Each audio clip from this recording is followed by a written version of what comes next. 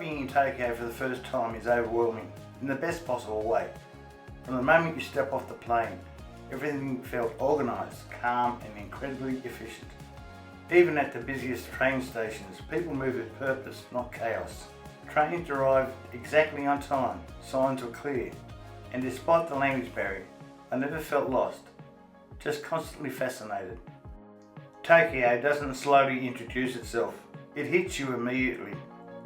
There's an unspoken order here, one that takes a day or two to understand, but once you do, travelling in Japan becomes surprisingly easy.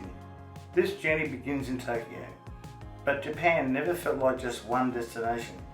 Every region, every city, every train ride feels distinct.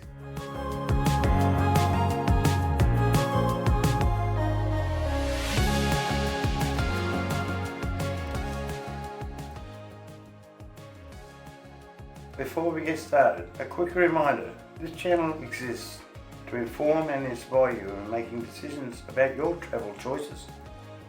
So please subscribe, it's free, and watch the video to the end because I'll share practical information invaluable for first-time travellers to Japan.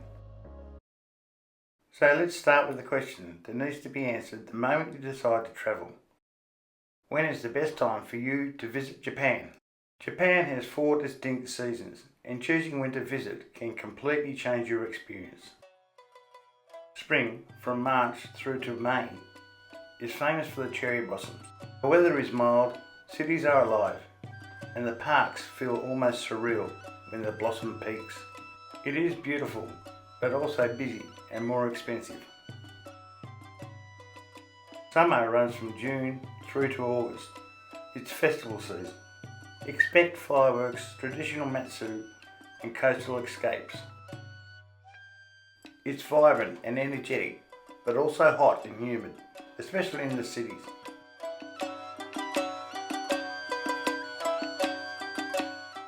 Autumn runs September to November, and might be my favourite. Cooler temperatures, fewer crowds, and stunning red and gold foliage across the country. Travelling feels relaxed, and the landscapes are at the most dramatic. Winter transforms Japan completely. Snow-covered villages, skiing, hot springs and winter illuminations make this season incredibly atmospheric, especially outside the cities. In short, there's no bad time to visit Japan, only different variations of it. So now we know when you're going, what do you need to do to enter the country? Most travellers can apply for an e-visa online, and I have included the official link in the video description. E-visas are typically valid for a single entry up to 90 days. There are some nationalities that are visa exempt. Always double check your personal requirements based on your passport. To apply, you will need a passport valid for 6 months and with 2 blank pages.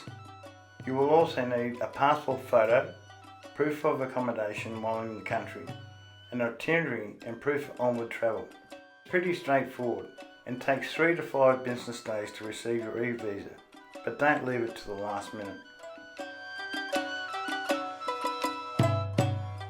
So now we have arrived in Japan, let's look at where to stay and what to expect. Japan offers an accommodation for every travel style and budget. Traditional Ryokan hotels are one of the most memorable experiences you can have, with tatami floors, futon beds and beautifully prepared meals. Prices usually range between 90 and 280 Australian dollars, depending on location and season.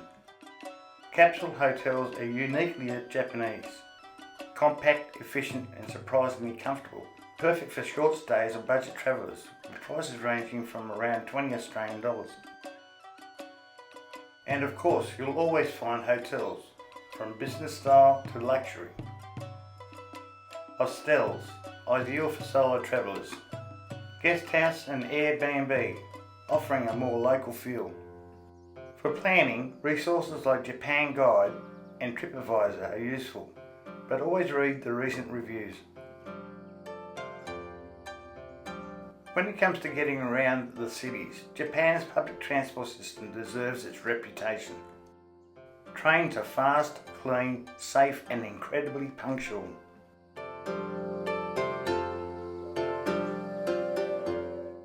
And even complex networks become navigable once you understand them.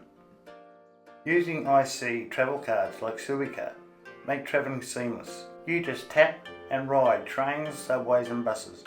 Apps like Google Maps and Navitime remove almost all the guesswork. If you can, avoid peak hour. Trains and stations get very busy, but even then they run smoothly. There are a few things you need to be aware of when dining out in larger cities. Yes, Japanese food is exceptional, but it doesn't have to be expensive or intimidating.